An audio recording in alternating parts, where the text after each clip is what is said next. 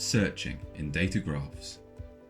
In this video, we're going to show you the search capabilities of data graphs and how you can effectively use all the search features. While we'll be demonstrating this using the Data Graphs app, remember that all the search features shown in this video are also available to your development team via the API. We're going to use this travel industry domain model as our example. In this model, we have collections of concepts, such as airlines, airports, countries, all linked through semantic relationships. Each concept instance will have different properties. For example, an airport has a latitude and a longitude, which lets us query this geospatially. Text type ahead search. First, let's search within a single dataset. If we go into airlines, we can now search for all airline concepts stored inside it.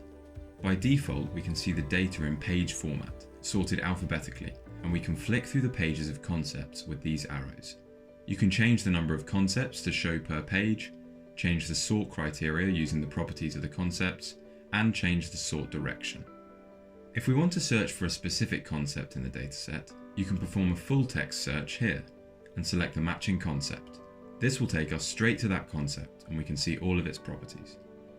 We can also type in a search term and then hit return, which will give us a full text search response within the dataset.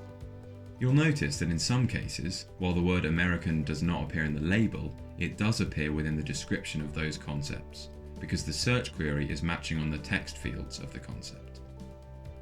Faceting. Our search supports faceting. We have some default facets in the left-hand column that we can use to see which concepts in our dataset were modified most recently, and filter on those. We can also set a date range to see which concepts were modified within a period of time. This is perfect for editing workflow, as we can return to concepts edited most recently and maintain an efficient data governance routine.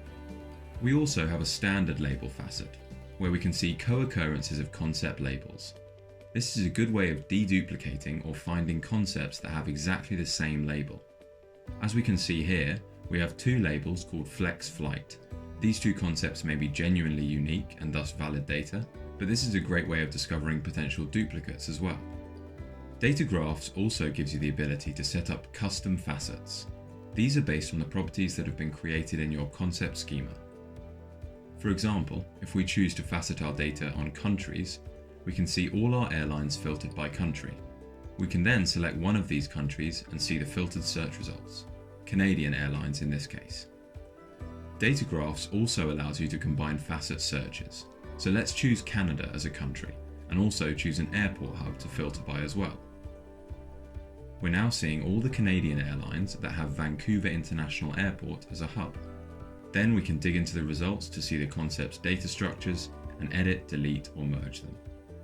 If we want an even more comprehensive search, we can combine full text search with our facet search too. We can type American as an initial search query, and then add the facet Charlotte Douglas International Airport, for example. We can then remove these search terms and the facets too with ease. Geospatial Searching. Data Graphs also offers geospatial search capability. As you can see on the domain model, some of our concept types have latitude and longitude properties. We can see the concept's location when we drill into a concept, but we can also see all concept search results on a map and navigate through them geospatially.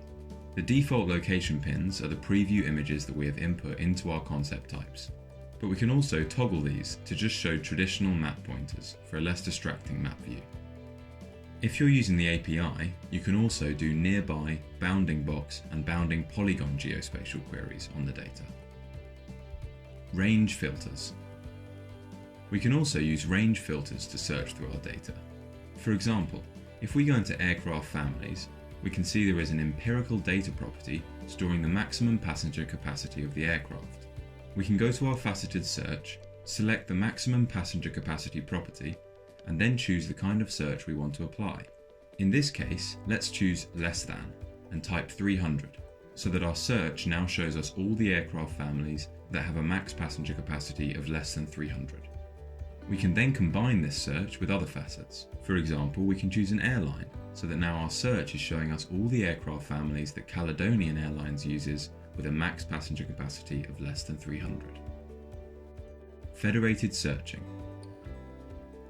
And finally, Data Graphs allows us to search all our datasets using a federated search. If we type in American, Data Graphs is immediately bringing up search results from not just airlines or aircraft families, but all the concepts across our entire knowledge graph.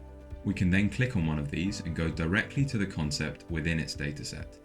We can also do a federated faceted search across all our datasets by clicking the arrow on the right of the search bar. As you can see, the type facet has now come to life because we're looking at all the types of concepts we have in our knowledge graph and how many there are in each concept type. We can also now see all of the potential facet properties in our drop-down list here, and can facet within those just as we did in a single dataset. And again, just like searching within a single dataset, we can search geospatially through all our datasets combined, navigating through our entire knowledge graph to see all the geospatial aware concepts on the map view. Searching and faceting with data graphs, effortless structured data management.